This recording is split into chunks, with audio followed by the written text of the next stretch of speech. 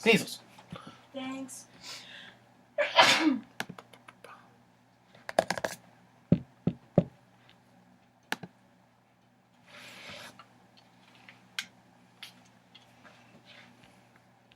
Stream health excellent. We should be live now. Hello everyone and welcome back, because it's time for some more N64, and this time I'm going to be playing something for the Super Japan 64 Japanese game, and we're going to be doing more wrestling. This time not playing anything by AkiCorp. We're going to take a little bit of a detour, and we're going to check out what Yuke's was doing at the time with Shin Nippon Pro Wrestling Toukon Retsuden is usually how I see it. Shin Nippon Pro Wrestling Toukon Road, Brave Spirits, blah blah blah, whatever. We're going to do it with the EverDrive in. Published by Hudson, I know that. Basically for New Japan. This is what New Japan was doing at the time. This was their wrestling thing. And this is the Yuke's engine that we're still using, you know, in a completely different form and everything. But this is the Yuke's engine that would go on to be used as the SmackDown engine, and then the SmackDown vs. Raw, and then the 2K engine that we know now. And so this is what almost 20 years ago. This is what we had for the Yuke's engine. Very interesting. And also, this is what New Japan was like 20 years ago too. It's going to be almost completely unrecognizable nowadays, but see what's going on. Now, I have checked out the roster for this game, and oh boy. No? Okay. I'm going to try and maneuver. Oh, god damn it. I'm going to try and maneuver the menus for this here, but oh god damn. So there's going to be a Grand Prix mode. I don't know what that is. And this is going to be options with fucking Jushin Liger there in front of the options menu. I love it. Oh, and I have a full range mouse to use too. Alright. Let's not fuck with the options. It's weird. It goes from being a selection thing here to a mouse in the options menu. It's so weird. Alright. Yeah, this is all I'm gonna do is just do this. One player, yeah. Alright. Oh, god damn it. I have to pick someone out by looking at them. Shit. So, I guess we're gonna go with Jushin Liger, because he's the only person we're gonna be able to pick out. God damn it. See if I can get lucky enough to figure out which one of these cartoons here is supposed to be Masachono. Because he's like one of the only other people I know. Like, I know by name, I know, in this game, I remember there's Jushin Liger, obviously, right there. Masahiro Chono's in this. And, the Great Muta is in this, which would be... I don't know that much about the Great Muta either, so I guess... Fuck, I'm so ignorant on the Japanese stuff, the old Japanese stuff especially. Let's just go with that guy. I have no idea which one of these guys is supposed to be Masahiro Chono. Oh, maybe he'll tell me. Maybe he'll tell me who I picked for my opponent. But we got Jushin Liger, and I have no idea who that is. Whatever. But let's see if the SmackDown engine feels familiar enough to me right now. No idea what's happening. Alright, oh shit. Well, first of all, not gonna use the D-pad like every other wrestling game on the system. Apparently they're gonna have the moves tracked for me. Alright, so here's what I figured out so far. A and B both do strike moves. That's a little weird. Usually you do, what? They're grapple?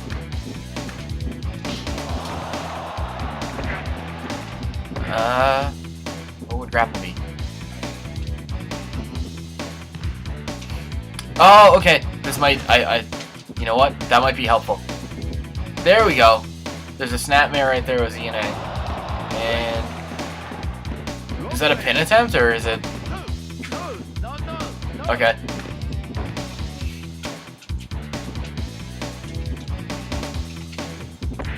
There we go. Alright. Man, I really wish I knew how to read what was going on, because it'd be super helpful in getting my bearings here.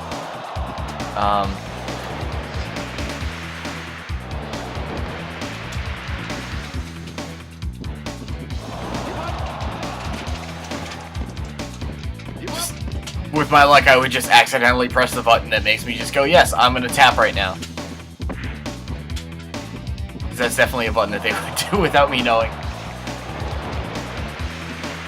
Shit, there seems to be a little bit more intricate move commands in this one, unfortunately. Which is... oh my god, it would be so helpful if I could read any of it. Right now, he's pretty much dictating the entire match.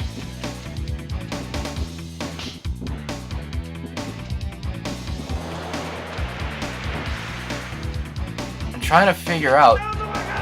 Oh, what's he gonna do? Oh, is that a taunt? That's probably just a taunt. Jushin Liger has a great move where if he misses, he's just gonna lay on the ground for a second once he's gotten into the middle of a match and he's tired. That's a great basic strike to have. What's okay? 3D plus. I have no idea what the fuck that was. Cool. Oh, they basically use pile drivers like we use DDTs now. DDTs goes from Jake Roberts' finisher to be basically a transitional move. That's the way that they're using pile drivers here.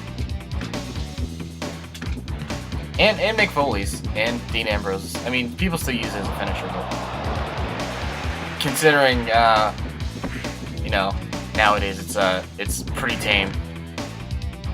Unless you make a big theatrical presentation out of it.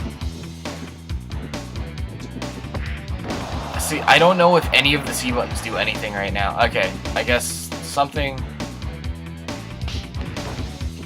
I used up C just then to pick him up. And I used... okay. C... both C left and C up seem to do something that would help me pick him up, which is weird. Still a little slap right there. Alright, I like that I know at this point that Z plus B while he's on the ground will help me do a submission move. That's good.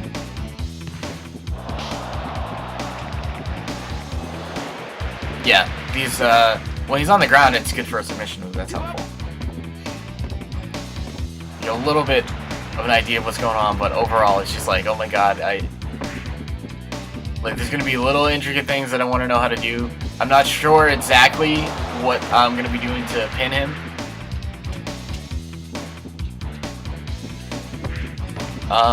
Honestly, I can't. The main thing that I'm getting out of this too is that I really don't want to fault the game. I think, from what I can tell, the game's actually been designed pretty well. It's got a good pace to it. If I knew how to like read the commands, I'm pretty sure I'd pick up the way that the move inputs are a little bit better. Like if I could read something that told me that I could, you know, run with C and which button combination exactly it was for a pin. It shouldn't be a combination, but regardless. Like this half crab, I'm gonna keep using this until he taps. Come on! Was that a rope break? Is that what they said? There's nowhere near it. That. Good. Nice senton, buddy. Good job. Just fucking wiped himself out with a miss of rolling senton. Tapping buttons, not sure if it's helping me. One thing I will say is the camera seems to whip around a little bit too fast. I think that Aki got that right, even with the World Tour, where they keep you kind of set on the hard cam, and then, you know, it kind of it starts to fly around, but only when you can't really do anything. Like, only for the theatrical bits. There's a weird, It's weird to have the camera moving around so fast as I'm doing moves. As I'm moving across the ring, even. But overall, I gotta say, this is probably, unless they did a PlayStation one, this would be Yuke's first try at 3D.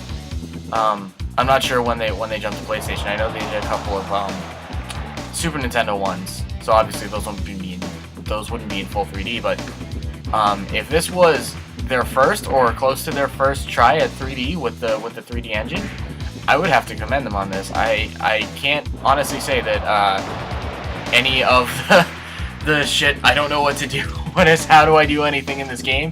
None of that's the game's fault right now. It's just my fault for not knowing how to read Japanese.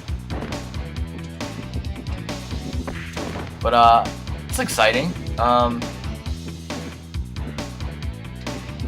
Good. Well, any of these other things do. L will do a taunt. That's cool. I think the one thing I'd have to say is that Aki did a pretty good job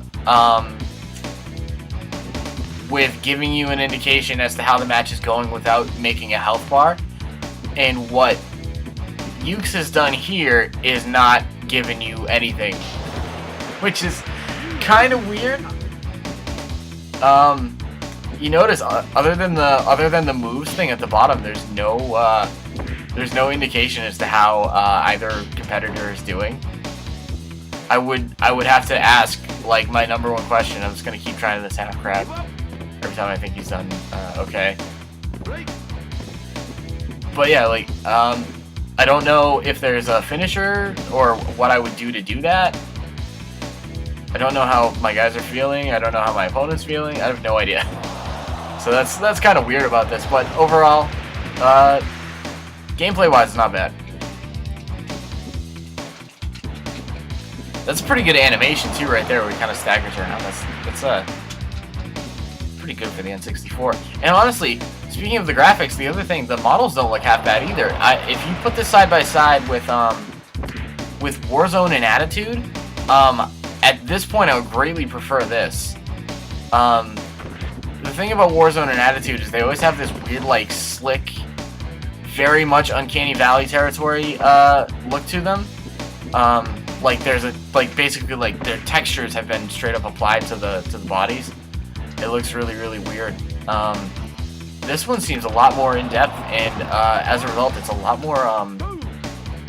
The animation is really fluid. I like it. Is he bleeding? Is he down there bleeding? Can't tell. He's still staggering around. Am I gonna win by countout? Oh, it's gonna go to 20, isn't it? Damn it. She could have fucking staggered around for a little while. Ooh, there's a good tackle. It was almost a spear, but most people would call that Edge's spear, but I think that's a little bit harsh to Edge. I think people always shit on Edge's spear, and I'm like, I don't see the problem with it. I was like, Edge's spear. Maybe a fucking Roman Reigns spear. Trash competitor.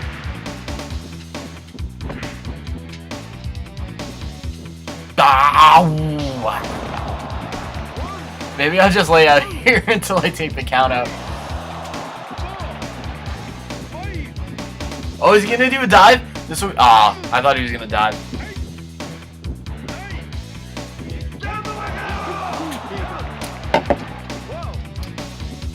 Like, that would be really awesome if you could do the Undertaker or the Shawn Michaels style dive to the outside.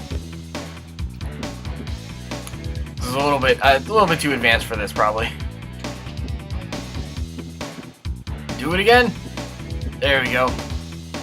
Tap, tap. End this.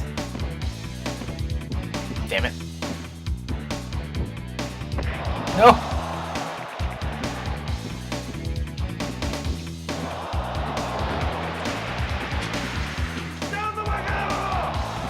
See, he does that. That's just his talk, but it makes me feel like they're actually building up to a finish. Regular old power slam.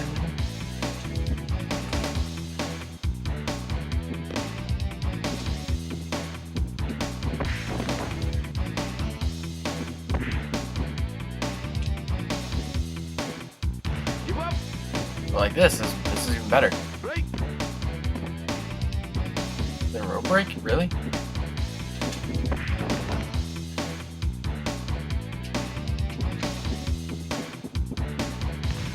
Is that figure four? Look at the figure four on him. Is he tapping? He tapped! I made him tap to the figure four!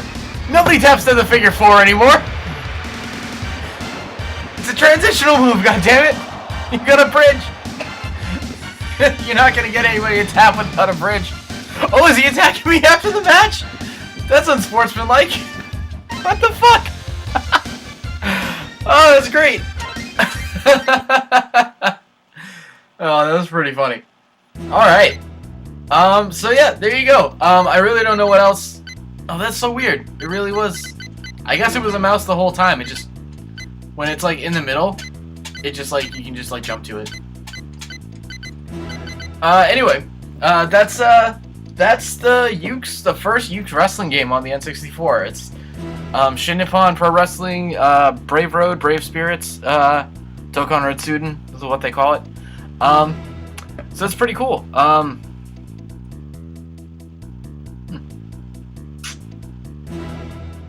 Look at my timestamp. It's really iffy. That's so weird.